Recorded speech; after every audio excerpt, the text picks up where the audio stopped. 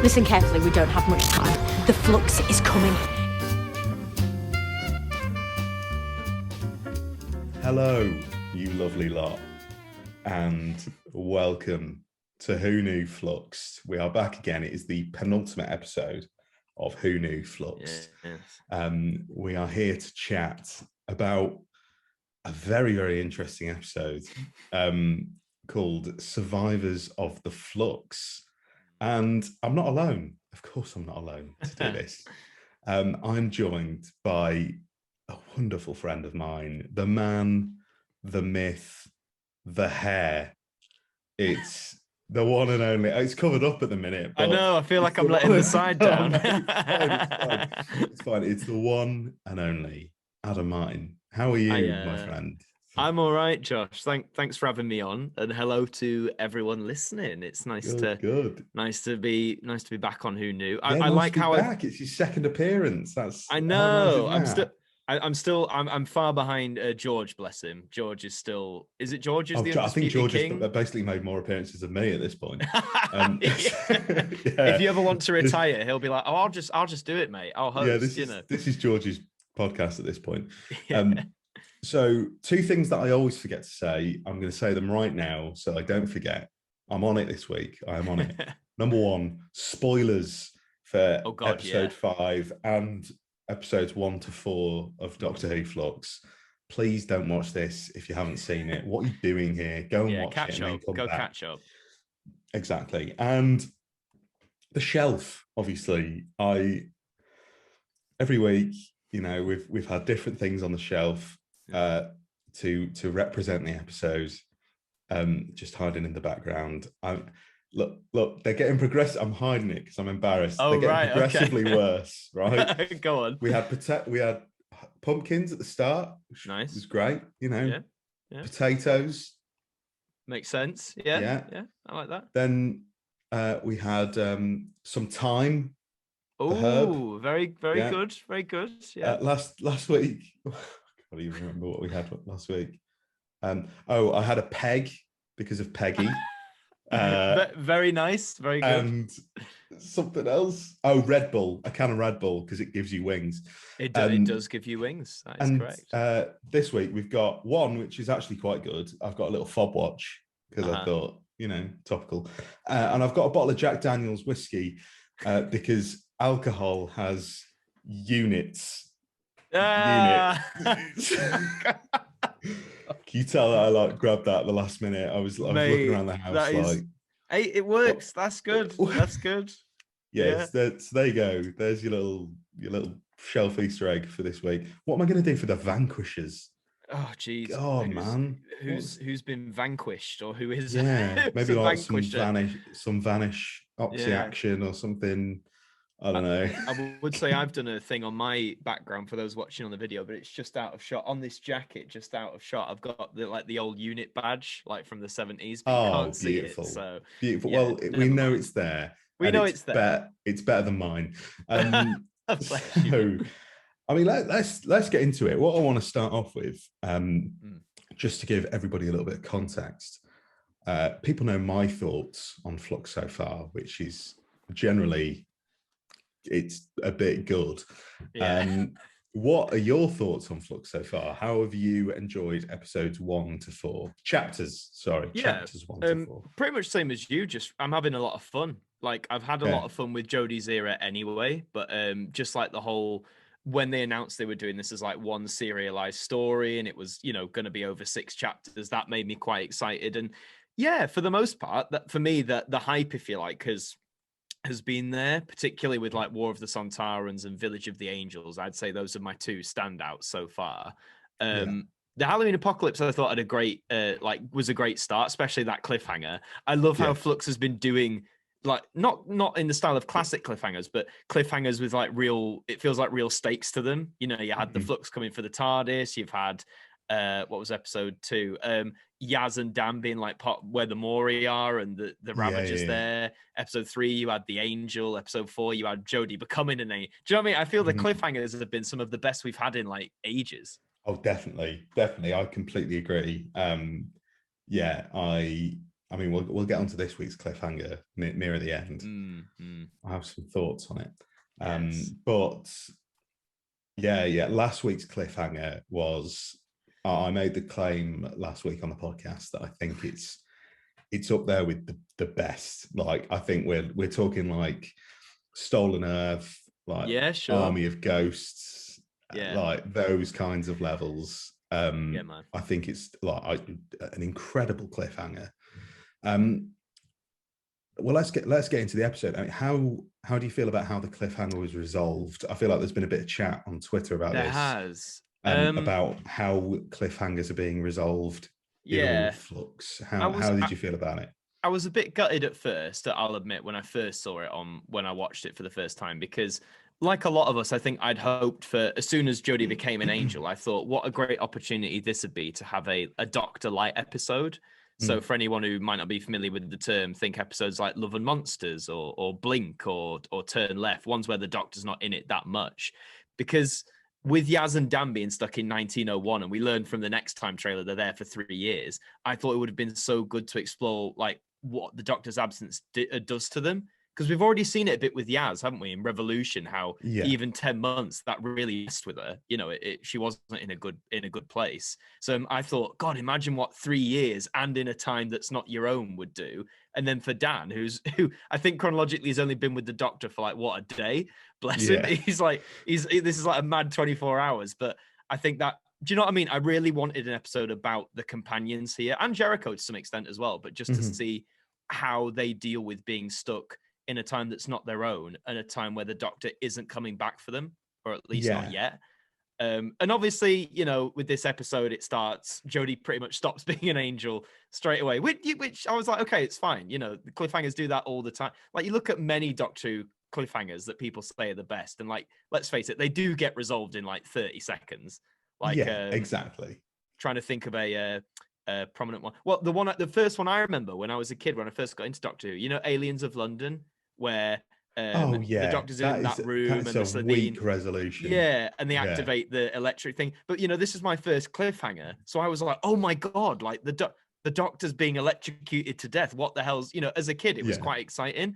And then what is it? He just tears it off, doesn't he? Also, I can't remember. He just he just like absorbs it, and then that's it. And I was like, oh well, that's happened. But so I guess in the nature of cliffhangers, I don't mind that they didn't keep her a statue for that long. But I was really hoping this would be a great chance to do like a companion centric one.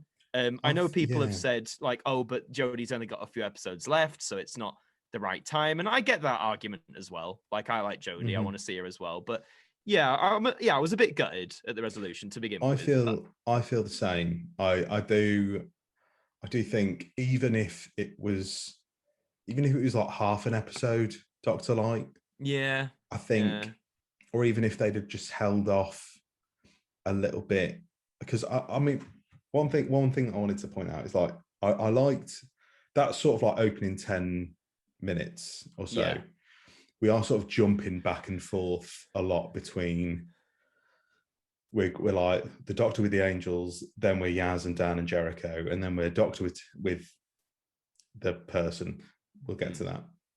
I mean, I can say it. We said spoilers. The Doctor with Texan, and then Yaz and Dan and Jericho, and then Unit, and then Yaz and Dan and Jericho. Well, we're jumping around quite a lot, and I know that we've done that. We've done that a lot so far in Flux, but I just think it would have worked a lot better if you start this episode off, like you said, like a Doctor Light. Have a pre-title sequence that is that whole first section with Dan, Yaz, and Jericho leading up to like the explosion when they've got the cup, and then go straight into the titles. Like, I think, and then have like the first 10 minutes, Yaz, Dan, Jericho, like tease us about the fact that the Doctor could be gone, and then bring her back in. I think there's a better way to balance it. I think they did just jump the gun a little bit too soon. But like, I like all the individual elements. I just think they could have been structured a little bit differently. That was my thing as well. I mean, like the Next Time trailer for Survivors of the Flux in a way sort of falsely teased us, because the first shot of the Survivors Next Time is of the Jodie angel, like just there. So it makes you think, oh right, okay, this is going to be how it is for, as you say, like at least a decent chunk of it. So I was like, okay, maybe that was a bit of a a false thing. But the only element of, because as you said, there's so much going on. Like, you know, there's the Doctor and Tecta Yun, the Companions unit, the Grand Serpent, all that stuff. The one element I've thought about that I was like, right, if I could cut one element from this episode, or, you know, revisit it later in the finale, maybe. For me, it would be this week on what we saw with Bell and Vinda, personally. Yeah. With what we got, I kind of feel like, not saying you take exactly what was there and put it in the Vanquishers, because that might, which is the finale, because that might not work. But I didn't feel like I needed to check in with them this week, or it didn't feel urgent, if that makes sense. Yeah. I know obviously Bell ends up getting taken back by Carvanista, which leads into that. So I do get it. But in my head, I was like, if I was to cut one of the strands going on here, for me, it'd have to be Bell and Vinda. It just didn't feel as important as everything else going on, if that makes sense. To be honest, I mean, thinking about the episode, I sort of forgot that they were there anyway. Well, I mean, Vinda, bless him, literally, he appears on that rock, finds the Ravagers, hides for a bit, gets found, gets absorbed by Passenger, meets Die, and that's it. Which is, you know, is fine, but it didn't, for me at least, it didn't really feel like, compared to everything else going on, I was like, I'm more invested in what's going on with this than this. So that was just I like Bell and Vinda. It's nothing against their characters. I want to see them get back together. Chibnall, you're not listening to this, but if you don't make it happen, I'll be very upset. But yeah, do you know what I mean, though? I just feel like we didn't maybe necessarily need to check in with them this week. I think maybe that could have been, because I think there are a few elements of that story that could be trimmed back a bit. Yeah. From earlier episodes. And I think then maybe you could have slotted that section into Time of the Angels instead of the whole stuff on, what was it, Pisano or something. Oh, with I'm so bad, I can't remember his name. Yeah, Neil from The Between. I'm so sorry. Oh god. Blake Harrison. That's it. Blake Harrison. Sorry, mate. Don't worry, he's not listening to this. I hope he is. If you are, hello. So yeah, I feel like that could have maybe slotted into the last week's episodes, and then we can get a little bit more time with the proper meat of the story. With those strands, though, what did you think about what the Companions ended up doing? Because I know we've talked about like, oh, this is what we would have maybe liked to have seen them do. But what did you think about what we actually saw with them, if that makes sense? What? So do you mean with like Bell and Vinda? Oh no, sorry, just with Yaz, Dan, and Jericho. Dan and Jericho. Yeah. Well, yeah. I mean, that stuff I really, really I like. I think it's really a really fun little journey that they go on. Yeah. Like the sort of Indiana Jones style, you know, like globe trotting. I think it's really fun. Yeah. I do think there's one slight issue that I had was. So, and it's a bit of an issue that I've got throughout this episode, and it sort of resonates back a little bit throughout other parts of the Chibnall era. Like I said, I'm loving it so far, but this is just a small issue. Is that I feel like some of the big things, there's some things that should hold a bit more weight. Sure, yeah. So I think one thing with Yaz, Dan, and Vinda is. Like you said before, the way that the 3 months or something, however long it was, or the months away from the Doctor in Revolution of the Daleks, it really hit Yaz. I feel like I didn't really feel that this time, and it's been like 3-4 times as long, and they've been trapped in the past for like 3 years. I feel like there just wasn't enough development of those three. I just didn't. I liked the stuff that I saw, but it felt like there was a scene or something missing where they actually discuss how difficult it's been. And I know that they mention it briefly, but I just felt I didn't really. I was like, oh, okay, they're just fine about the fact that they've been here for 3 years and they've not seen the Doctor and they're trapped in the past and they're just absolutely vibing with it. Like they're just happy as Larry. I've seen some people make the argument that like Yaz has like, you know, changed and developed, you know, from that, like that whole what would the Doctor do stuff. Yeah. And I do get that, but I feel like I haven't been, not that I need to be told that, but I feel like if that's the case, that hasn't been maybe shown in the most like clear way. Like, as you said, what we saw is nice and it's fun, but it just gives the impression that they're getting on with it rather than showing how this has impacted them, apart from that little bit where Dan and Yaz are on the bed. And what does he say? He just says, like, oh, we'll see her again.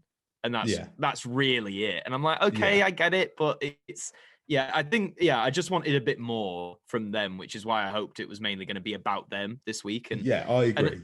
I think that's exactly how I feel. Yeah, the resolution of it, I thought, was a bit, the painting the thing for Carvanista. I mean, I laughed only because when he sees it and he basically is like, lol, I can't time travel, you're all morons. I was like, okay, so what were, in my head, I was like, so the point of this was... Yeah, I've literally got that written down. I said, what is the point in wasting a scene having Yaz, Dan and Jericho writing a message to Carvanista only for him to say it was completely pointless and all of them are useless 30 seconds later? Because that's basically what he says. It's like, you've just wasted your time. Like, why have we just done that? Like, maybe that's, again, I feel like I have to get myself into this serialized mindset of this might not, like, it might not have meant to have been paid off yet. Maybe next week. Completely.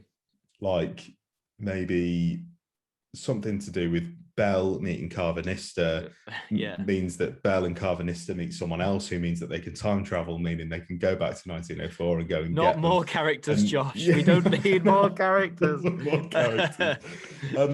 But I do agree that was proper flimsy. I just don't get why they did it. I just think there's better things they could have done there with their time. I did love Kumar though, the hermit. I'm a big Kumar fan. Yes, the hermit. I didn't know his name was Kumar.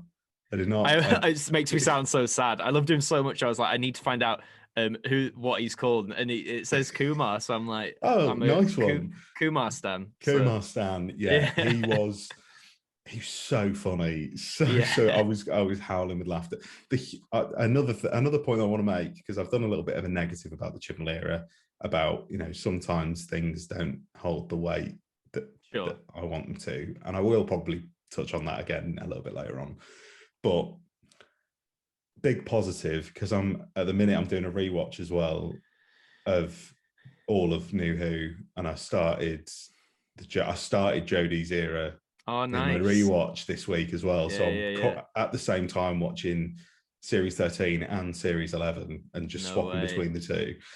And it's just really funny. I think Chibnall just nails humour in Doctor Who. Fair play. Yeah. And I know that it gets memed a little bit, like that bit in Resolution where the Wi-Fi. Maybe we'll have to have a conversation.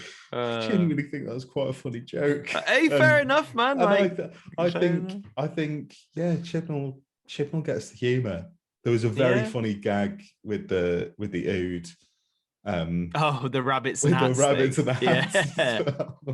Yeah. Very, very funny.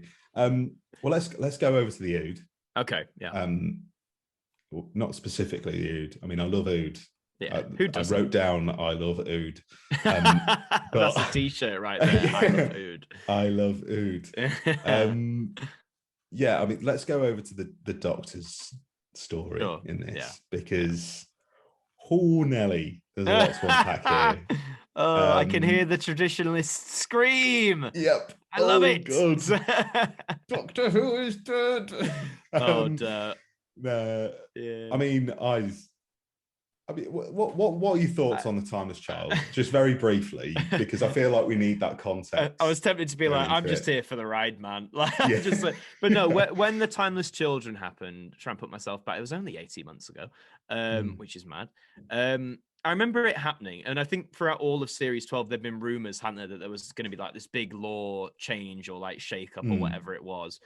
So when it happened, I was in that camp that was, I know it's an overused phrase of that, everything changed, but at the same time, nothing changed. Because in my mind, all I got from it, I was like, okay, well, they've established that the Doctor had a life before William Hartnell. We just don't know about it. But I always interpreted it as William Hartnell was the first incarnation that identified themselves as the Doctor, if that makes sense with that title. Yeah. Obviously, Joe Martin's Doctor throws a bit of we still don't know where she is, so that might throw some contention in that. But yeah, I just thought it was like cool. I mean, if anything, it's more stories that could be explored one day, and I like Big Finish. I love stories. So yeah, I wasn't bothered really. I wasn't like, oh my god, they've ruined the show and that's it, and I can never watch classic Doctor Who again. I was just like, okay, cool. We're doing something. Because I wonder, like, imagine what it was like back in, say, 1969 when they revealed the Doctor was this Time Lord. Like, sure, I'm not saying it would have created as big a ripple, but there must have been fans out there then who were like, no, like they've ruined it. They've said what rate? Do you know what I mean? And then like when they go to like all the things in The Deadly Assassin, which is like lore centric, there must have been fans in 76 who were like, no, they've ruined it. So I refuse to believe this is the first time people are like, that's it, the show's dead. Yeah. So yeah, no, I'm 100% in the same boat as you. I think like if you don't like it, that's fine. Yeah, fair enough. I think making inflammatory statements like, this has ruined the first Doctor and the show is dead. I'm like, if you're going back and you're watching those classic 60s stories and you're sat there watching it thinking, oh my God, I can't believe the Timeless Child has ruined this for me. You're focusing on the wrong things. Just watch the story and enjoy it, man. Yeah, that's Hartnell's still Hartnell. He's still the first Doctor. He's the first guy who played him on screen. So I remember the rumors were like, oh, they're gonna erase, they're gonna erase all of the past male Doctor, which of course just blatantly wasn't true and still isn't true. They haven't. All they've said is there were lives before Hartnell. But I think there's some people who still, I think, let that other rumor bleed in and act as if he has been erased, which just but that's a whole other can of worms. So. Yeah, but yeah, I feel like the context of that, of our feelings on that, is important. Yeah, when we go into the Doctor's story, obviously the cliffhanger's resolved pretty quickly. I don't have a problem with that. Get straight in. Just if you're going to tell me a story, tell me a story. Don't waste like 5 minutes trying to explain how the Doctor isn't an angel anymore. That's fine. I really like the scenes in the angel transport thing where she's like trying to blink at them, and then we get a little bit of mysterious exposition, which I quite like. And then we arrive at Division. We do. Very interesting, and we meet. We revisit a character that we saw very briefly in Once Upon a Time, and we see an Ood. I love Ood. We see an Ood. So that whole plot thread, again, a lot of revelations here. Uh-huh. How do you feel about it? How do you feel about where it's going, where it's gone? Well, again, I'm more curious than anything in like a good way, because I'm like, okay, you're telling me like new things, or we're gonna like. I thought first of all the two Jodie Whittaker and Barbara Flynn, who plays Tecteun in this, I thought were fantastic, especially that first confrontation they have, where she's like, "Oh, I found you by that wormhole," and Jodie's reaction, because I feel she makes a good point. It's like, yeah, what if she was just waiting to be collected, or what if she was meant to be there? In a way, Tecteun stole that life from her. And I know Tecteun fights back with like, oh, but I basically gave you the life you've had. But I just thought it was a great scene. I liked the confrontation, and I thought both actors played it tremendously. That's the kind of confrontation I wanted from Jodie this season. I'm all for. I know her Doctor's mainly centered around being like really fun and being really light-hearted and that sort of childlike whimsy. But I did also really want her to have those, like she did in series 12 to a degree. Those more bitey moments, those more confrontational moments, and I really feel in Flux, we're starting to see that more and more. So I was here for it. The whole thing about the watch, I thought was interesting too. I love the baiting as well. Where Jodie's like, how many lives? Tens, and then she keeps going up and up and up. Yeah. And Tecteun's just like, oh, what would you give to know? I love that, because that's obviously that's teasing us with the. I don't know. I loved it. I loved it. Yeah. No, I feel exactly the same. I think. Like I said, regardless of any issues that I have with the plot and things like that, like you said, you can't argue with performances like that. And Jodie Whittaker and Barbara Flynn, they elevate a scene which is essentially an info dump. It is exposition. Pretty much all of the scenes with them is just pure exposition, no action, Absolutely. nothing else happens. And their performance is I think the thing that elevates it to something that's actually enjoyable to watch, rather than just like someone reading a TARDIS wiki page at you. They which sell is it really, so well. really, yeah, they really do. And some really interesting lines about the Doctor. Like, I love the whole concept of the Doctor being a virus in the system. The fact that they're essentially like wiping out the universe with the Doctor in it, just because she's basically pissed them off a bit.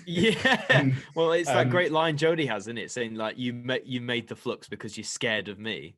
Like, which is essentially what it. She doesn't. Tecteun doesn't say that, but that's basically what they've done. Like, and like the idea that, you know, when she said like, you inspire hope, and I think some really, really nice lines in there. I really, really liked it, especially the start of that confrontation, and like you said, the teasing with, you know, how much information is in that fob watch.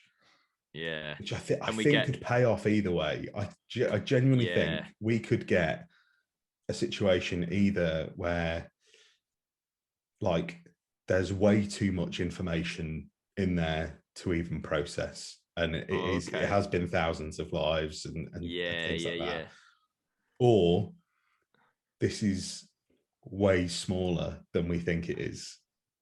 And the doctor like makes a sacrifice to find out, and it turns out they were just Joe Martin for a bit, and that was it. Like they barely worked for the division. I think they could bait us either way, and I'd sort of like either, to be honest. But I mean, we do see. So go on. No, I was saying we do see the house again, which you know, the little and it made I sat back in my seat and I was going long barrow, but of course, you know, before anyone reads into it, we don't know if they're doing long barrow yet. That's a whole, again, I feel we'd spend hours talking about. Just go on, type in Doctor Who long barrow. I'm sure you'll figure out what that is there. But you know, if they went with that, sure, whatever, like, you know, cool, that's fine. I'm sort of in for whatever they go for, to be honest. I think Me too. I just sort of appreciate the fact that Chibnall has gotten Doctor Who, and I think there were sort of accusations that, you know, like series 1 he played it pretty safe and things were quite calm, and he has now officially certifiably gone balls to the wall with Doctor Who lore, and he's just using anything he can from the past to make his stories better, which is I appreciate that, because it's great fan service. And I never understood that argument of like he's changing lore too much, because Doctor Who has always been about change, and it's like the comments where I say no, the Doctor is a male born on Gallifrey. It's like, well, at one point he wasn't, though, because we didn't know that. Exactly. So it's like, do you know what I mean? So the whole thing about he's changing lore too much, I was like, in my opinion, I don't think you can change Doctor Who lore enough. Like, you could literally, do you know what I mean? I just think, so I've not got a problem with him adding all this stuff, or like the Timeless Child or the Origins. I mean, we might, whatever happens next week, but I'm here for it, man. Call me intrigued. I'm here for the ride. I'm the same. If again, I feel, because I've loved so much of this series, I feel bad like bringing up like little criticisms. It's fair enough, though, isn't it? But I do just like this episode, even though I enjoyed it, and when I was watching it, especially the first time around, I was sort of just reveling in the madness of it all, which is how I have been. But then on a rewatch, I was like, okay, there's a few things in here that I think are not that I didn't like what was used. I just think there's some concepts that are sort of missed opportunities that could have been better.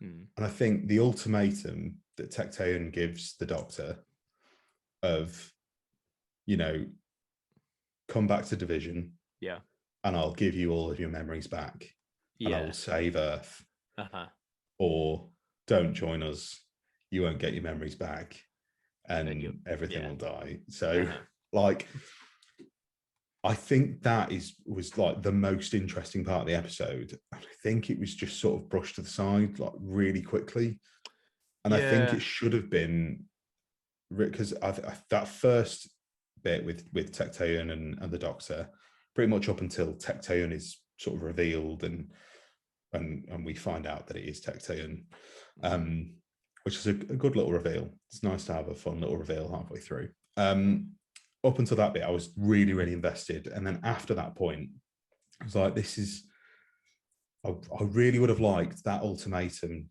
to have like tease us with the idea that the Doctor could actually do the unthinkable. I think that would give us some real stakes. And it sort of goes back to the weight thing, like give it a bit of weight. And like, if you're going to give the Doctor that ultimatum, like it's pretty dark. It's a dark way to go. Yeah. But actually sort of follow through with it a little bit.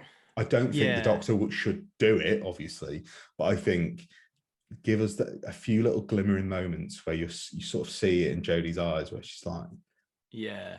Okay, well, we might. I wonder if we might get that next week, because I know in the next time it's Azure who's like open the watch, but I hope in the prelude to that, maybe again, like you say, it's that temptation. Maybe they've offered something similar, or they could have just be doing it anyway. Who knows? But yeah, I get what you mean. I hope it is that where they're tempting her, and then they eventually do it. But no, I agree. It's I just think that could have been a really, really good like through line for the episode, because I feel like the scenes with Tecteun and the Doctor do lose a bit of impact as we get on throughout the story, because it just seems to stray more towards that sort of info dump territory rather than a bit of a moral dilemma.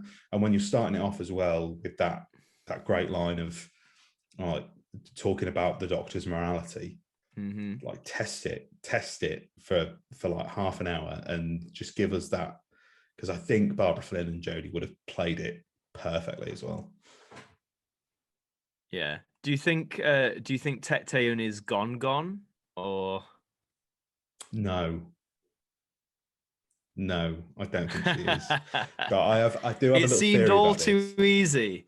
Well, there's a shot in the next time trailer that we see. It's Jodie in black and white. Right. It's Jodie's hand in black and white. Oh, I know. Yeah, and it's like so it's like there's the swarm effect when he touches someone and they sort of dissolve. Yeah. And I don't think they're getting Thanos.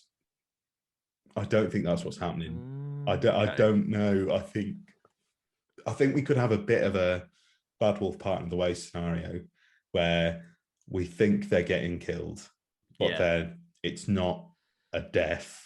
It's like a transportation to somewhere else. Okay.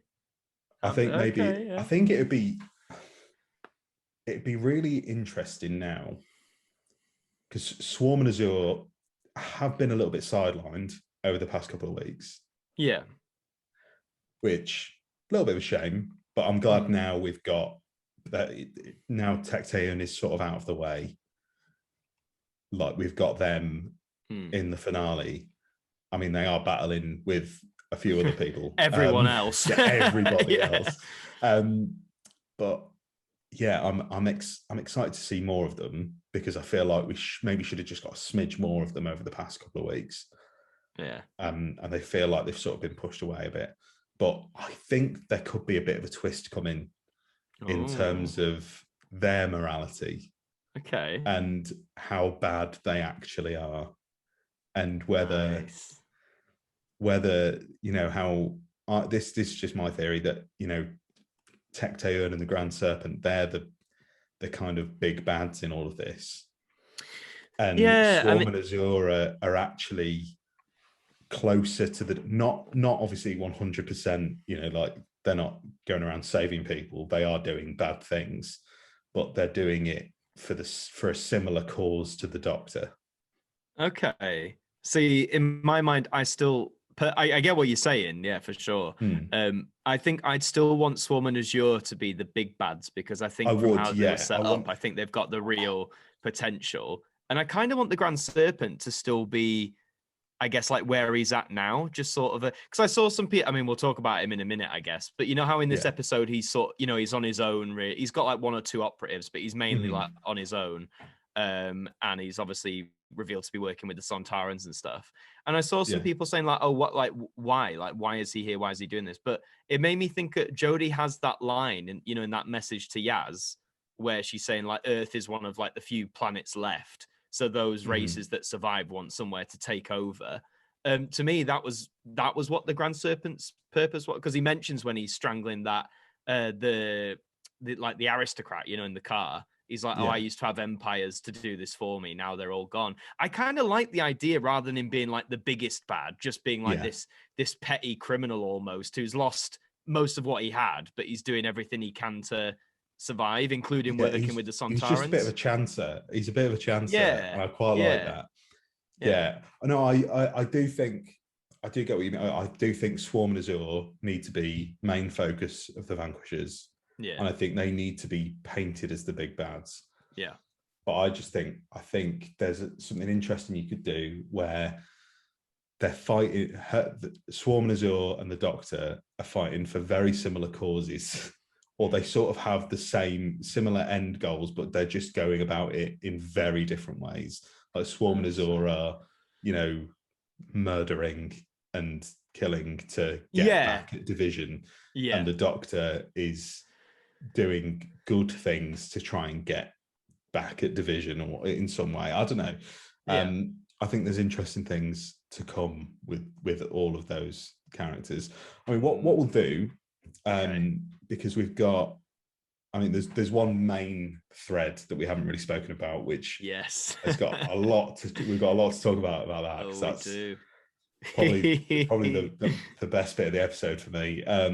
But before we do that, we'll get onto bloody Twitter and we'll see what people have to say. So David, take it away. For God's sake! Bloody Twitter! So, bloody Twitter. It's lovely to hear from you all again. Thank you all for getting in touch. We'll run through a couple of these. If there's anything you want to touch on, Adam, we'll freestyle it. Cool. If anything pops up. Ben at Real Enthusiast, very quick one. The Teasing Hermit, brackets trademarked. He wants to trademark the name. Was the MVP for me. That was all I agree. said. Love Kumar. Big up Kumar. Yes, big up Kumar. I love Kumar and I love Ood. Yes. They are the two takeaways from this episode. Absolutely. Yeah. Next one, Matthew at Disciple of Brad. I loved how big Survivors of the Flux. I completely forgot the name of the episode there. He's abbreviated it. I was like, oh, right. SOTF? What is that? Yeah. I was like, Sontarans of the I loved how big Survivors of the Flux felt. You have the companions in Jericho, such a great character, crossing the globe, which could be a show in itself. Whilst we also get the multiverse unveiled, every episode just makes me excited to be a fan, especially with the Next Time trailer. Yeah. I mean, I'd agree with most of that sentiment. As I think we said, my only worry with Survivors was that maybe they tried to cram too much in. Like I said, about the whole Bell and Vinder thing, I thought didn't need to be there this week. But yeah, in terms of excitement, this is a really exciting series of Doctor Who for sure. So yeah, for the most part, I'm with you there, pal. I don't think I've seen this much buzz around Doctor Who. Maybe it's because it's the first series that I've watched, and I've sort of been active on Twitter with the fandom and stuff. But it's the same for me, to be fair. Yeah, so. This is like the most hyped I've been, and other people have been for like new episodes every week since like 2008. I think this is I think we're getting like 2008 levels. Obviously, it's not that level of popularity. Sure. But it's like I was sat on the train the other day, and people there was just like random people, like normal people, not weirdos like us. Normal people sat on the train like talking about Doctor Who, and I was no way. Oh, that's really, I was like, that never happens anymore. And I was like, that's really, really nice. Like someone was like, oh yeah, Doctor Who's on tonight. Yeah, that'd be good. And did you watch last week's? And that like just casual normal fans. People, really they exist. Yeah. So yeah, I'm loving the hype around it, loving it. Next one is from Cal, my number one hype man, yes. at generic_tweeting. He said, I loved Survivors of the Flux. Honestly, it was exciting and intriguing with heartfelt moments, specifically Yaz with the hologram. Yeah. And with all of the pieces moving into their place for what looks like to be a spectacular finale, and the fate of the universe in the balance. Can the Doctor save the day? Cal, you've written your message like a synopsis. That's a better synopsis than we got for the finale. It's great. The Yaz with the hologram moment, I feel like we have to touch on it. Yeah, no, go for it. I mean, shippers across the internet all you went Thasmin wild. stands. Thasmin stands went wild. Yeah. I love that scene. That I was like, that was the one moment of weight that I was like, that's it. That's what I want more of. I was like, give me more of that. I'm the same as you. It was really sweet, and I hope I wanted more time to things like that. But if that was what we got, I liked it. Good scene. Yeah, it was really, really nice. And like I said, I mean, a few people have said this, but that wasn't platonic. That was not. Are you a Thasmin shipper, Josh? I think I am. I am. I think I've been converted to the church. Fuck it. Why not? I mean, why not? Yeah. I'm down for it, man. I'm in. Yeah. I don't care if it doesn't happen. I quite like it if it does. So maybe. No, I'm here for it. Josh Carr is a Thasmin stan. Woo! You heard it here first. And our last message. It's quite a long one, this one, but I thought I'd include it because he's a good friend of the show, at Oscar Grouchos. The parallels between Flux and Daleks' master plan are increasingly evident. Both are galaxy-spanning epics that spin a dazzling array of eclectic characters around a complex web. This is tested. This is like a tongue twister. Big and bombastic ideas that would be expanded upon are here roughly sketched and cast aside. Chibnall continues. I lost it then. Chibnall continues to innovate in the character moments. His Ravagers lend this era its defining villains. Tecteun is little more than an exposition device, but Flynn's glorious and nuanced turn elevates the role. A curate's egg, but a bold experiment pointing to the future.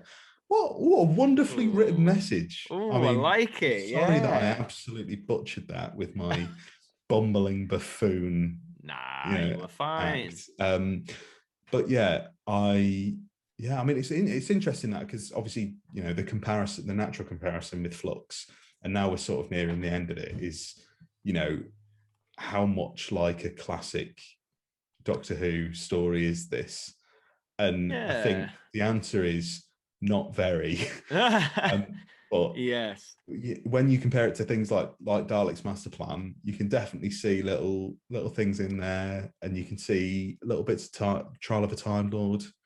As well, which is interesting. I'd argue this one, though, compared to things like Master Plan and Trial of a Time Lord, like the stakes, for me at least, seem consistent throughout Flux.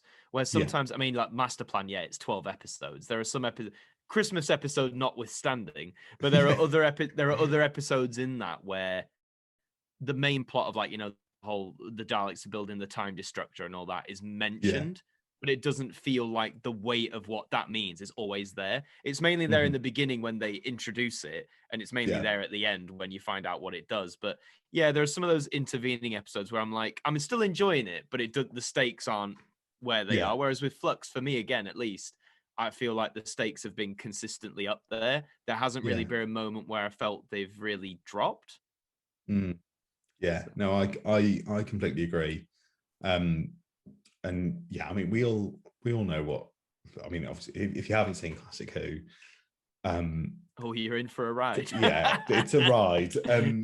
Serialized stories in classic Doctor Who, like the standard serialized stories, do sort of tend to follow very similar formulas of, episode one's really, really good. and then you could probably lose an episode in the middle.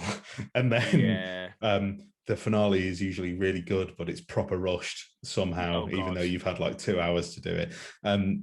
It sort of follows those kinds of lines. Not all the time, just you tend to find that a lot. Is that a fair statement to make? Here and there, do you think that's a fair statement to make? I think that's completely fair enough. Like, there's when you said about the episode 1, there was 2 that instantly popped in my head. The Space Museum is one, which is a Hartnell era one.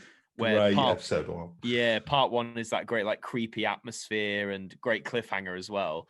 And then the other 3 parts just sort of trundle along a bit, and that atmosphere is gone. And the other one I can think of is Terminus from Peter Davison's time.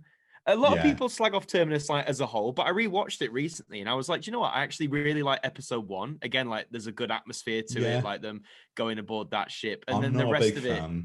Oh, I know you're not a big fan. It's okay. It doesn't do a lot for me, but I agree with you on episode 1. The Sensorites as well. The Sensorites. I haven't watched the Sensorites in ages, so maybe I need to revisit that. That's actually one of the because we were talking about cliffhangers before. We've gone off Flux here. Sorry.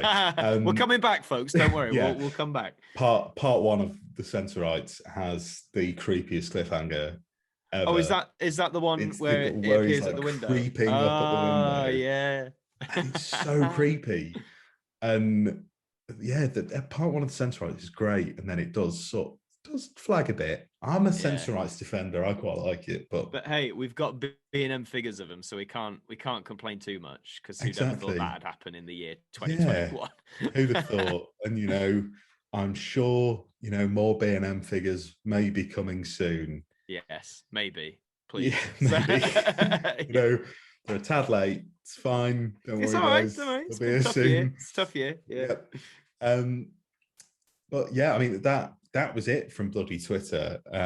Thank you all for writing in. All right, cheers, folks. Lovely to speak to you all. There's a big thread that we haven't touched on yet. I'm very excited to talk about it. Let's do it. I get the feeling you are too. I don't know whether it's for good reasons or bad reasons. Hopefully it's good. Yeah. Unit. Yes, Unit. Some of, in my opinion, my favorite ever Unit stuff in this. Nice.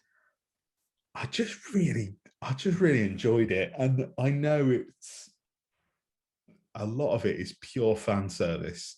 Oh God, yes. I just lapped it up. I really, really did. So let's go through bit by bit. All right, let's do it. 1958, I believe, is where we start. Yep. I mean, unit dating, I am not going to talk about, because it's either completely fixed or it's now in complete disarray. I mean, it's one of the two. Am I allowed to swear on this show? Go on. I don't give a shit. So throughout the whole thing, right? Because it flashes up the dates, as you say. I must have, the first time I watched it, my mind never jumped to, but the unit data. It was only after I watched it and I went on social media, I was like, oh yeah, that's a thing. Like I don't care. I really don't either. And if you do, that's fine. That's absolutely fine. But absolutely. I'm just not. And I just think there's things in this 60-year-old program that we're going to have to learn to let go of. And there's always going to be contradictory dates and things like that. I mean, how many times has the Doctor met Mary Shelley now? Forget about it, guys. Forget about it. It all happened. Yeah. None of it's invalid. It all happened and none of it happened. It's okay. But yes, 1958. Yeah. 1958. Very interesting start. And I loved the return of the Grand Serpent. And Craig Parkinson, if anything, man, so good. Yeah, great actor to get in. I mean, I think Mr. TARDIS made the point on, I don't know whether it was in his review or one of his live streams, like, especially for a casual audience as well, getting someone who was in line of duty spoilers inbound, if you haven't seen it, but played a very, I won't spoil everything, but played a character with some similar aspects in Line of Duty. To bring him in, like for a casual viewer as well, is a great pull, because he's a cracking actor as well. Really, really good. Prime Doctor Who villain. Like he's in that zone. He's like, oh, that is a great little pick. So yeah, we see the birth of UNIT, which is really, really fun. Over exactly how you would imagine a UNIT to have been born. Two posh white blokes talking about setting something up whilst clay pigeon shooting. That is exactly in the grounds of a stately home. I would expect nothing less. It's the most UNIT thing I've ever seen. So I couldn't agree more, mate. Yeah, perfect. It's the most like 50s, 60s UNIT thing that you could do. So yeah, great little setup, and it's really cool. It's really cool to see. Again, I think Chibnall's biggest strength is seeing things from the show's history and thinking, how can I bring this in now, make it new, exciting, and a bit relevant? Because in the public eye as well, like, do many people know what UNIT is? Is it quite a niche part of Doctor Who? But it's a weird also not one. Really. I guess it depends maybe on your age, because like my dad, like my father's not a diehard, like he's not like us. But he watched Doctor Who when he was a youngster, right from the very beginning. So he knows what UNIT is, like he's familiar with it. He knows it was a thing in the 70s. Yeah, so it's nice from that point, where I think this appeals to everybody, because if you've never heard of UNIT before and you're watching Doctor Who, or like you've only watched bits of New Who and you haven't got a clue, this is a perfect introduction to UNIT. You are seeing it being born, and you get the exact point of what UNIT is about throughout, and you see its modernization. It's brilliant. If you're a casual fan, like someone who watched it back in the 70s when they were growing up and now hasn't really watched it since, or you've like dipped in and out of New Who, it works. And if you're a diehard, it's solid gold, because I loved it. Yeah, great. I like General Farquhar as well. Is that what his name is? General Farquhar, I believe. Of all the names. Very, very fun little character. Then we jump forward 10 years. Yes. To my favourite bit of the episode. 1967. 1967. Yeah. Because it's just some proper niche fan service as well. I mean, we get a lovely cameo from the one and only Nicholas Courtney. We do. As the Brigadier. And seeing his name in the credits is so lovely as well. I saw that. I was like, I'm going to cry. Like, I couldn't believe it. Yeah, really, really nice. Like that now goes as like a credited appearance. Damn right. Yeah. Deserved. Beautiful. Deserved. Very deserved. We get a mention of the War Machines. Oh my God! the War Machines. I was like, oh, we're doing this. Funnily enough, what arrived today. So if you want to be watching on YouTube, my little War Machines. Oh, nice. From the figurine collection. Oh, that's lovely. That's very shiny. He's a big chunky boy. Yeah. If you are listening on go to Spotify, YouTube go to YouTube and come and have a look, because you're missing out, guys. What I always love about the War Machines is, he's got his little eyes and little face. Everyone's like, no, that's not what it is. I'm like, you can't tell me that's not a face. It's a little face, isn't it? No, I love the War Machines, but I think that's people like, oh, it's too much like fan service. But I like the fan service where it's a line where if you don't know it, it's not detrimental for like the whole story. It's just a line he says. It's like, what does he say? It's like, oh, we missed that business at the post office tower. Yeah. And if you know, you know, and if you don't, you don't. Twice about that, are you? Yeah. Like I missed it like for a split second. I was like, oh, okay. And I was like, oh, and you were like, that's what it is. Like, it's the War Machine. Which makes complete sense as well, because I guess in context, why wouldn't UNIT investigate that? That's like their prime. Yeah, obviously that's because it hadn't been invented at the time, but you get what I mean. Like, so it makes sense that he'd say that. Yeah. And then we go into this a room that I think one of my favourite sets that Doctor Who has ever done. Oh yes, 'cause, yeah, you with know, the old it's such- computers. yeah, the old computers and the big thing on the wall, and the TARDIS in there as well, which again raises some continuity issues if you know, TARDIS lying around for decades. Don't think about it too much. Don't think about it too don't much. don't ask questions. They'll explain it later. Yes. Yeah, lovely set. Did you see any of the pictures that the director has? I did, and I couldn't believe the attempt, because really, you're not really going to read it, like see or read it when you watch the episode. But for me, it was the sheet about the Shoreditch incident, which is basically the plot of Remembrance of the Daleks. And I read it, and it was just so cool that they went to that attention. There's a little sketch of the special weapons Dalek as well. Yeah. And there was also, I saw a little file about the events that happen in the 60s in Children of Earth. Oh, I didn't notice that. Yeah. Oh, okay. So there's stuff about the kids' home in Children of Earth that's lying on the desk as well. So lovely. It's crazy, isn't it? Like, yeah, really. Because they didn't great. have to do that, but no, alas, definitely not. That's like it's the kind of stuff you'd expect to see in like Time Fracture. Yeah, like or really, an Easter really egg cool. in a video game. Or yeah, something. Exactly. But yeah, great little scene again. You know, where we start seeing the Grand Serpent like wiggle or slither his way in to controlling unit. The 80s bit, the one bit that maybe we didn't really need. I don't know how you feel about it. The guy was just what? He was just like the former chief of, what was it? Not chief of unit, but he was like on the unit security. I don't know. Yeah, he was just he probably could have just axed it, to be honest. It didn't.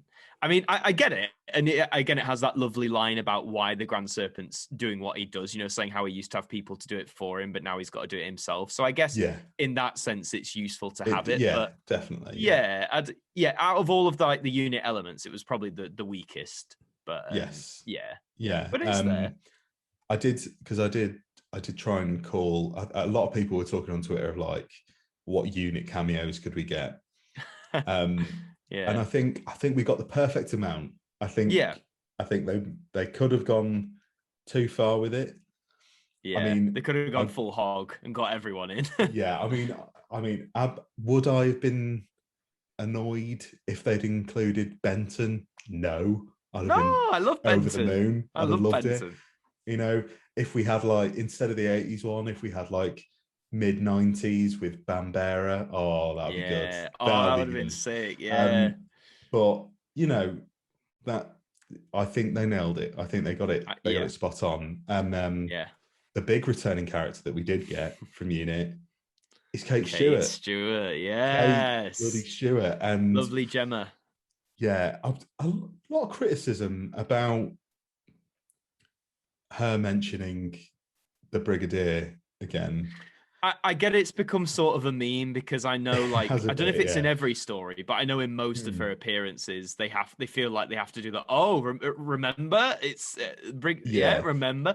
But I think I know it gets memed a lot, but I do think. I mean, I think Gemma Redgrave says it herself in like behind the scenes. Like her dad is very important to her in her work. So. Yeah, and I guess because if she was a regular character, like in every episode, and she kept doing it, I'd be like, all right, hun. I agree. I get it. So that's my point. That would be my point, is that if you're gonna moan about her mentioning it, like, she doesn't really need to mention it in like the 2014, 2015 episodes or that she's in or whatever.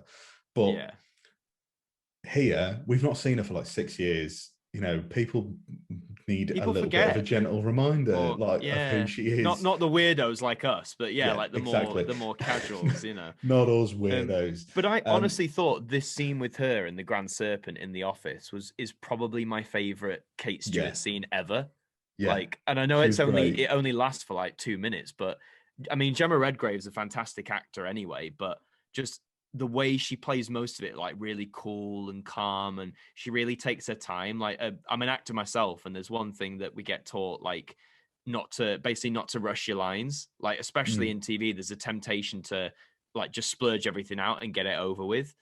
Because, you know, as humans, we don't like silence, you know, because silence is awkward and uncomfortable. But I like how there's moments where she really just allows like a moment of it. She just sits in it and then carries on. For me, at least, there's a real weight to that. And then when she does stand up with that whole "I'm the head of unit," she's not even shouting, but it feels like it's earned. You know, like when people just shout all the time and you don't really feel the impact of it because they're just shouting for the sake of it. I basically like the choice she took.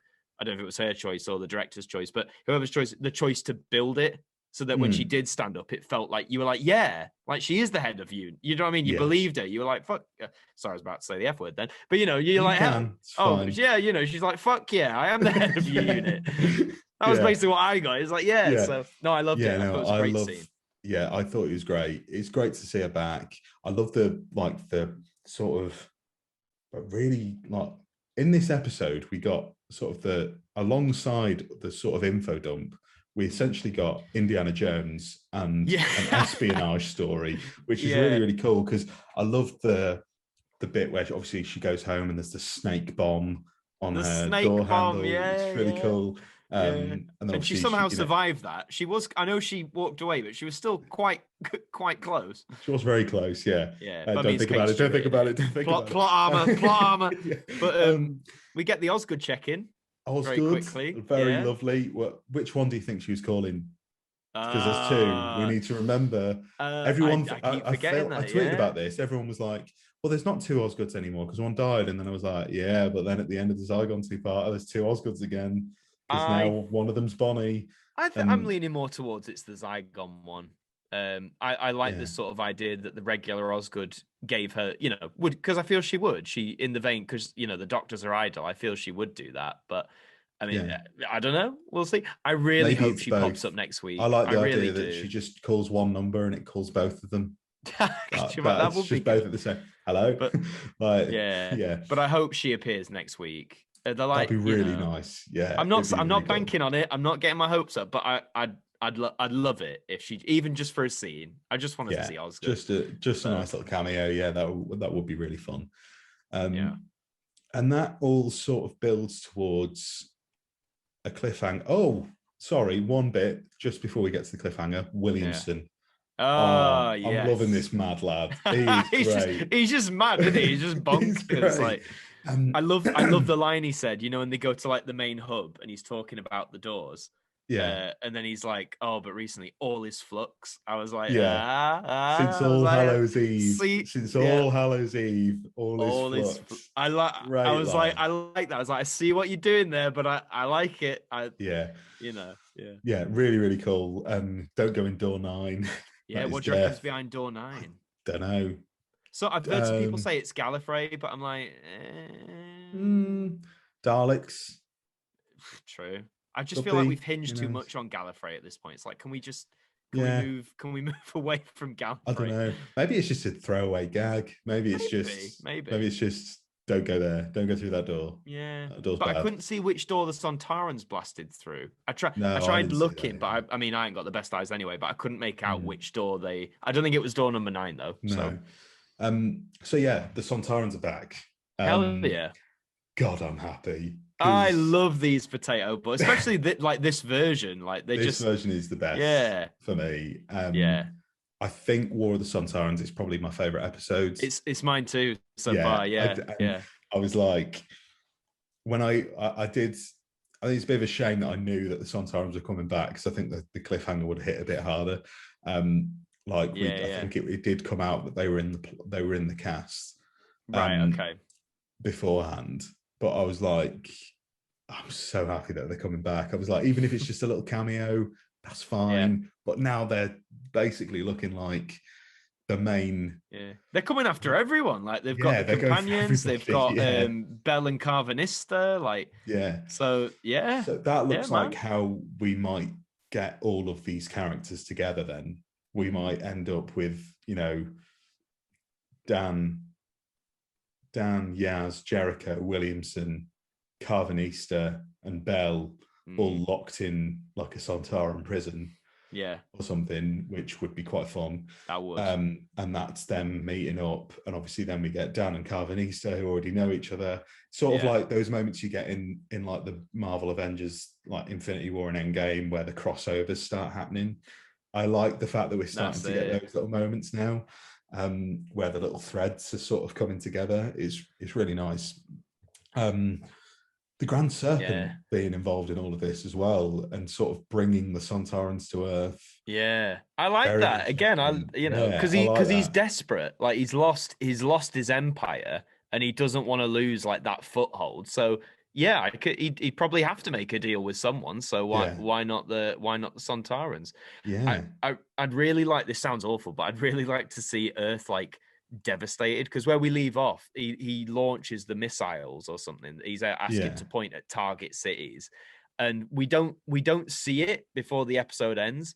But I really hope they don't just like cop out and be like, oh, something stopped. I want the episode to start like, say, a few hours later when those missiles have hit those key cities and like Earth is literally fucked. Yeah. And because, do you know what I mean? If they just do a thing, I don't know, like if they do a thing where like the Doctor or whoever swoops in and like stops the missiles, I'd be like, it's a bit, yeah. I know I just said about cliffhangers resolving quickly, but we need that weight. I think we need that, like the Earth is literally fucked and there's only a few people left. The only way that you could do that in a fun way is if,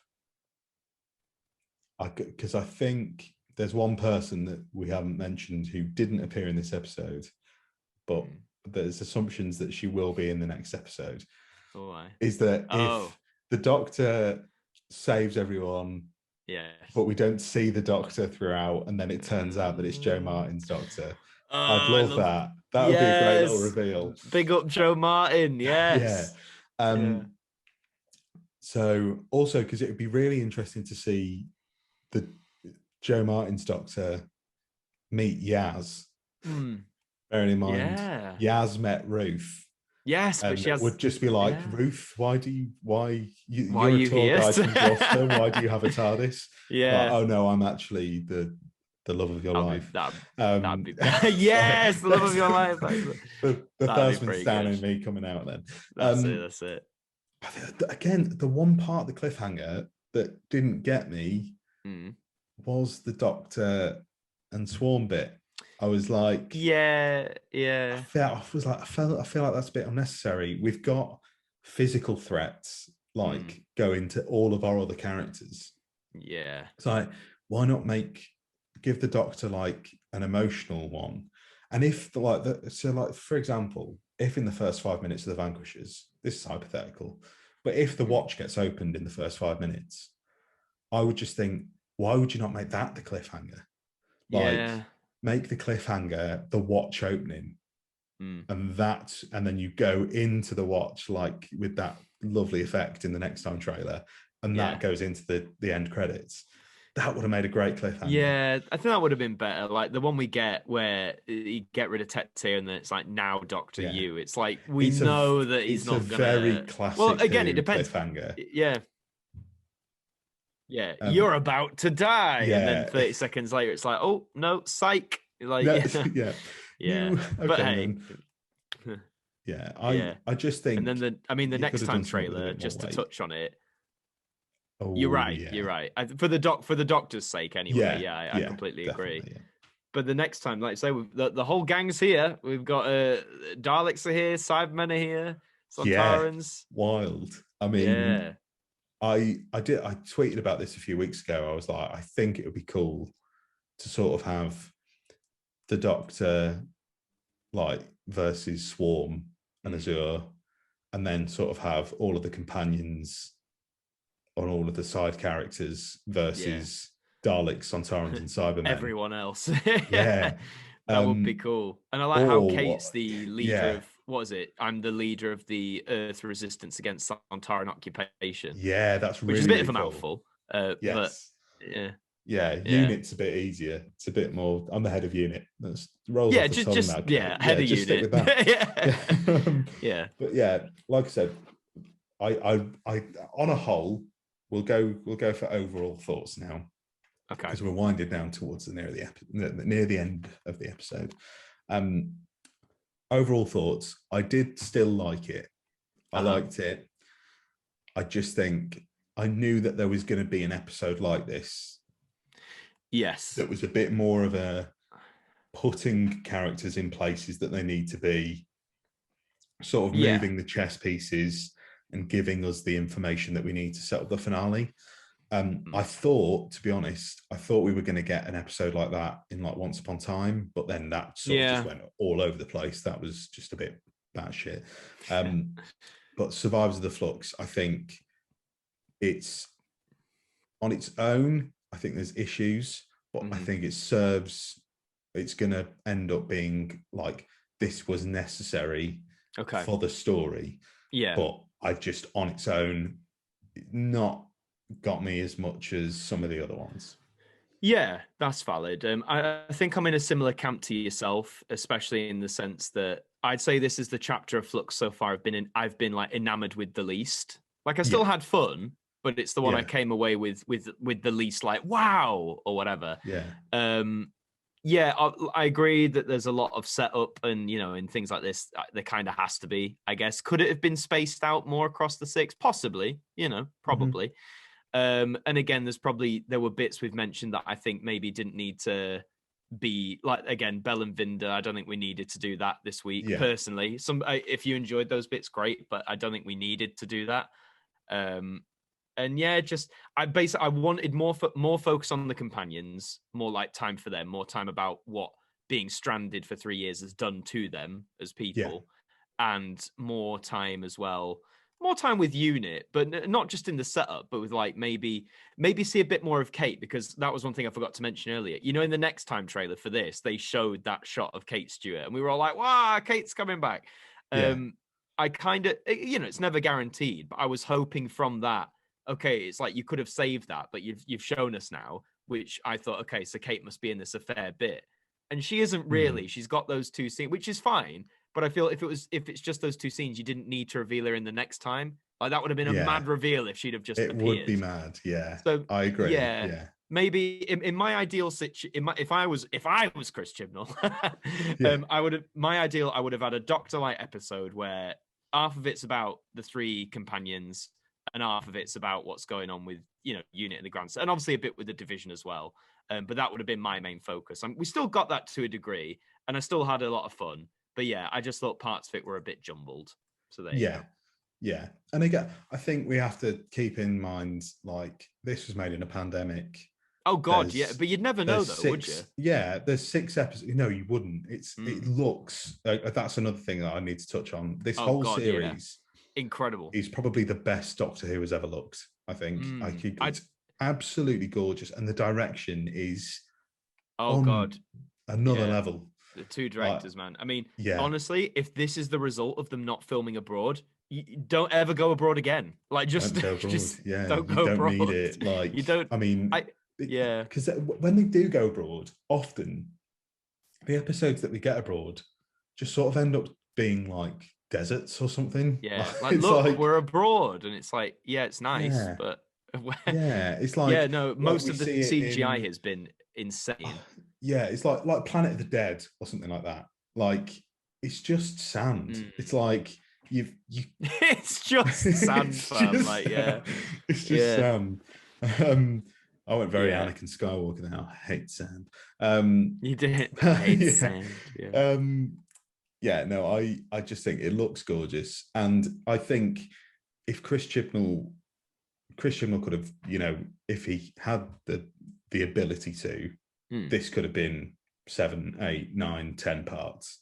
Oh God, and absolutely. I think there is an aspect of Survivors of the Flux where I think there is 2, maybe even 3 episodes that have sort of had to be consolidated into one here.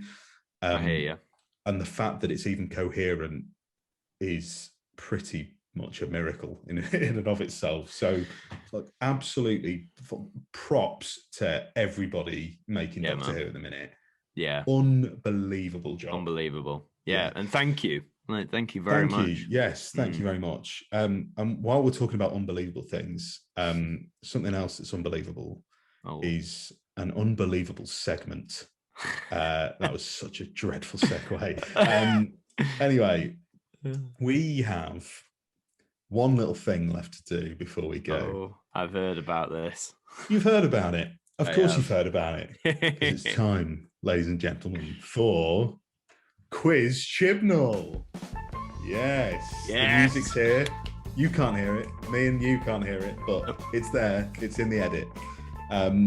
So I love a Quiz quiz. Chibnall. Every week I'm quizzing my guests on something related to the episode. Last week I didn't. I did a little anniversary special for Chloe. Had to be done. Yeah, she did pretty well. It's a bit of a similar vein this week. Last week I was giving Chloe dates from Doctor Who history, and she had to guess the event that happened on that date. But I would have aced that. I love dates. Oh no, do you? Well, I do. You may be happy because this week's Quiz Chibnall has a special name. Welcome to Quiz Chibnall. Wait. No, go on. Unit dating. No, you fucker. So, shit. Unit dating is a game that I've come up with. Don't worry, it's not about unit dating. It's just a punny name. Wonderful. I like it. So what I have for you is 10 dates from time. Lord. And each of these dates is the air date of an episode involving Unit. Sound cool. I'm going to give you the date. You have to tell me the episode. Cool. Like it. I think you're going to do well here. Now, I've sort of settled on. I think Dom did very well. Dom is currently the Quiz Chibnall champion. He pretty much got almost. I think he only missed 3 out of like 19, and damn, that's good. Basically named every episode of New Who in the process, trying to figure it out. So I gave him the crown. You could take it here. You could take it here. I think if you get 8 out of 10, I will give you the crown. Okay. Sound. So there is a crown on the line. Okay, got you. They start easy, get a little bit harder. But first one, and I will have to take your first answer on this. Shit. Okay. I'm gonna be really harsh now. No, go for it. Go for it. We've got a speed run these as well. Okay. The first one, pretty easy. 23rd of November, 1983. So I'm looking for. Sorry, just repeat that date. It cut out a bit. The 23rd of November, 1983. That must be the 5 Doctors. Correct. You have 1 point.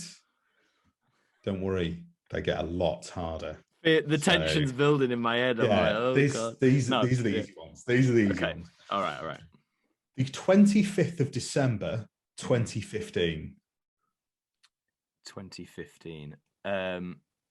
That would be the 2015. The Husbands of River Song. Incorrect. 25th of December, did you say? Yeah. 2015? Yeah. Oh, no, sorry. Well, what's your answer then? Wait. Is it? Oh, wait. Here it is. Hang on. Oh, God. This has happened again. It's happening again. I'm sorry to be that contestant. I'm really sorry. You are. No, because we even spoke about this before. We spoke about this kind of thing beforehand. And, have I been let down by TARDIS Wiki yet again? If the dates change, because I know you haven't revealed the answer, feel free to say a new date and I'll answer. Oh no. Oh dear. Right. It's the 25th of December 2016. Bless your heart, man. Don't worry about it. 2016. Okay. The Return of Dr. Mysterio. Correct. Yes. Oh, so again, Josh, mate. very brief. I am I am very much in the wrong there. I'm now It's very okay, worried don't that worry. some of these other dates are wrong. No, 'cause I did got them all. wonder because when you said the first one, I was like, "Husbands of River Song." I was like, "Was it a line? Was it Yeah. a mention?" But No, these are all like physical appearances of unit. that's cool. Let's carry on. Let's go for it. Be fine. TARDIS Wiki, man. I've got bones to pick with TARDIS Wiki. I am fed up, man. I mean, it might not even be TARDIS Wiki. It might just be me reading it wrong. Right, next one. Getting a little bit tougher now. The 8th of November, 2014. Okay. 8th of November. Death in Heaven. Oh. Spot on. Spot on. I thought you were going to tell me no. I was like, shit. I think I might have given you a very easy one here. I also have to something that I should have mentioned at the start. Okay. This is not just Doctor Who. This is all TV appearances of units. Okay. Yeah. All television appearances. Television. Got you. Yeah. So oh, the next, so you're 3 for 3 at the minute. 3 for 3. Cool, liking it. You've only got 5 more to get to get the crown. The next one, the 21st of June 2008. The 21st of June. 21st of June. Oh, fuck a doodle do. Oh no. Turn Left. Oh, correct. I thought that'd be a tough one because in my head I'd be like end of June 2008, and it could be Turn Left or Stolen Earth or Journey's End. I was like, so yeah, could be I only tough. remembered that because I always, this sounds so sad. I always remember Journey's End is the 5th of July because I remember exactly where I was because of, how big the Stolen Earth cliffhanger was. So I was like, right, 5th of July. So I was going back and I was like, oh, it's got to be Turn Left. Nice. But yeah, I'm just really sad, basically. I'm a sad I'm a sad little man. That's not sad. It's not sad at all. Your next one is the 28th of December, 1974. 20 Robot. You are unbelievable at this. I must say. I like my dates. What can numbers, man? I tweet about the time. No, I love numbers. I should have gone for something tougher. The 6th also, of just July, so YouTube, if you're doubting on audio. Oh, sorry, just for anyone who's doubting, I'm keeping my hands in shot so you can see I'm not typing. Oh, don't worry. Josh I'm keeping an eye on him. Yep. I just wanted to clarify it just in case he's like, he's cheating. My hands are in shot. Right. Your next one is the 6th of July, 2009. 6th of July? 2009. Oh, I'm gonna go out on a whim. I'm half and half on this one, so this could be where I stumble. I'm gonna say Dreamland. Incorrect. Oh wait, okay, yeah, you've taken my first answer. Is it Children of Earth? It is. Bugger! It is so close, mate. So no, close. you were right. You did. No, answer. That's fine. You did say all TV. I completely forgot about Torchwood, so that is fair enough. That is Children of Earth, day one. I specify that. Is it just like a unit commander or something that pops up? No, because there's the guy. Yeah, there's a guy from Unit in pretty much all of the episodes, I believe. Oh yeah. You're right. It's coming back to me now. So Unit are a presence throughout. Nope, that's fair. There you go. That's one down. Your next one is the 21st of March, 1970. 21st of March. The Ambassadors of Death. Mate, this is mental. This is mad. Right, you've got 2 more. You've got 3. I was hoping to go 10 for 10, but I'll take 9 out of 10. 9 out of 10. So you've got 3 more to get if you want to get 9. 2 more for the crown. Okay? Cool. I think you're going to do this. I think you could do this. I hope so. 7th of November, 2015. 7th of November. The Zygon inversion. I'll give it you. Yeah, it's Is it? both. I just stuck both down, and I was Oh, like, I'll give okay. you one date, and if you get either of them, it's fine. Because I think on the 7th of November that was the second part of that. I think I could be wrong, but yeah, it's that 2-parter. Yeah, it is the second part. Yeah, because the first part was on Halloween. Yeah, you're Oh, right. Sam, cool. Yeah, so it's. Cool, I was cool. like, it's one of the dates. It's fine. Either is fine. So well done. You are one away from the crown. You are one of the. You are one away. Shit. And Fuck. your next one is the 10th of April, 1971. The 10th of April. Colony in space. Spot on. Oh, yes. You are the new king. Woo! Yeah, boy. But Let's do it. One more. I do have one more for you. And if you get this, I would say it's the best performance that we've had. Oh, bloody hell. Pressure. Of anyone. Okay? Okay, let's do it. Let's do it. The 1st of December, 2008. Oh. Ooh. Oh, fuck. You want the name of the episode, don't you? I do. Bollocks. Oh. What are you thinking? What are your thoughts? Well, don't take this as my answer because I'm going to give you the series, not the episode. Go ahead. It's fine. Well, obviously, Doctor Who wasn't on then.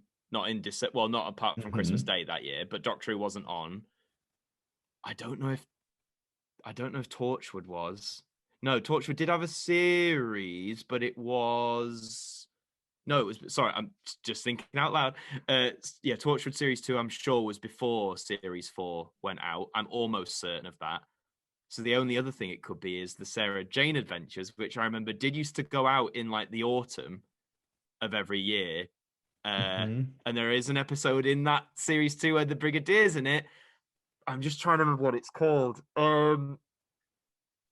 Again, you people on audio, my hands are here, not typing, literally trying Everybody's going to be, people are going to be screaming at you now. Everybody has this moment in Quiz Chibnall. Hang on, so again, I'm just chatting about the story, just not saying the title. Okay, go on. I know it, that the villain is the Bane, I'm certain of that. And they did appear in the pilot of Sarah Jane, which was called something else. Right, no, I'm going to take a pot shot because I don't want to waste your time. Go on. I think the story is called. Oh, fucking it! Hang on, 1 minute. Oh, I'm stuck between. I'm getting the pilot and this one. I think I'm getting them like muddled. I'm trying to remember what. Right, okay. I'm gonna say Enemy of the Bane. Adam. Was it Invasion? You have just thrown an absolute spanner in the works with the best performance on Quiz Chibnall. It was Enemy of the Bane. It was Enemy of the Bane. Fuck. Invasion of the Bane was first, God. And it is Enemy of the Bane. Well, logic would dictate that the invasion would come first, and then they become enemies. So you're right. See, I didn't watch much of Sarah Jane when it was on, but I think I caught that one because the Brigadier was in it. So yeah. Oh my God, that took a lot of fucking 9 thanks, out man. of That 10. Was a lot of mental strain. To be fair to you, you did on your own back get the other one as well. You just said a wrong answer first. Yeah, it was just I was thinking just Doctor Who, and then you essentially. I mean, the records will state 9, but 9.5 unofficially. For your own crown. Yeah, 9.5. Hey, 9 out of 10, man. I'm happy. I'll take 9 out of 10. Yeah, that was Unit Dating. I'm so proud of that name. That was Unit Dating. That was Quiz Chibnall, and that was Who Knew Fluxed, the penultimate episode. Survivors of the Flux. I mean, hell yeah, it's been a wild ride so far, but we've got 1 week left. 1 week. And next week, I will be joined by the wonderful Beth Axford. And we will be chatting all about The Vanquishers, the season finale. And also, as you're listening to this, I will be making an appearance on Mr. TARDIS's live stream the night after the Vanquishers. So it'll be on Monday, the 6th. I'll be on Mr. TARDIS's live stream, chatting to him about the Vanquishers and what goes on. So tune in for that as well. Before you go, I would like Adam to give you the opportunity to plug anything you like. Plug away, my friend. Thank you very much. Well, if you want to see some of my work, I have a YouTube channel, which is just my name, Adam Martyn, with a Y, the Welsh way.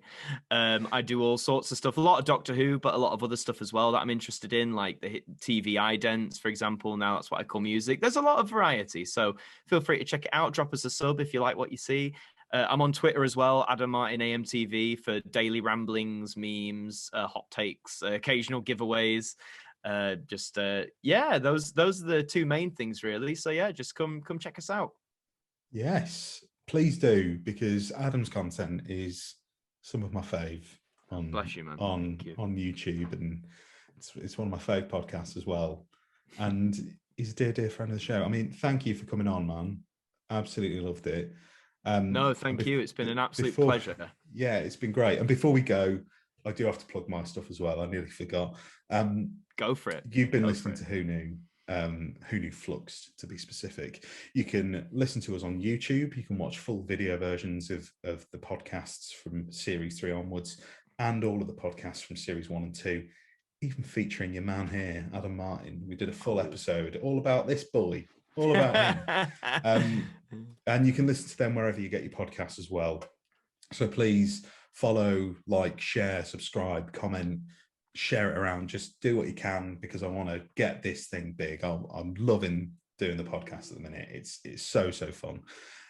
You can follow us on Twitter at Who Knew Podcast, on Instagram whoknewdwpod. No, I've still not updated it. Cal, leave me alone. And we've got Patreon as well.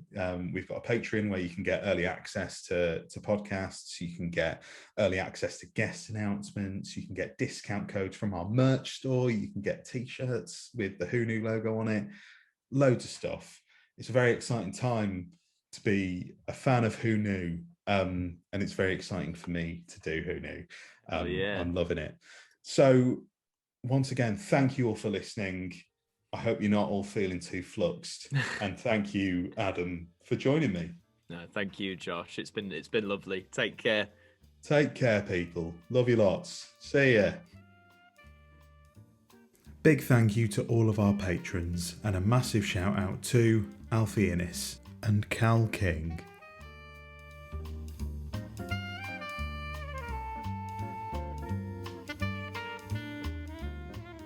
Thanks for listening to Who Knew, a Doctor Who podcast.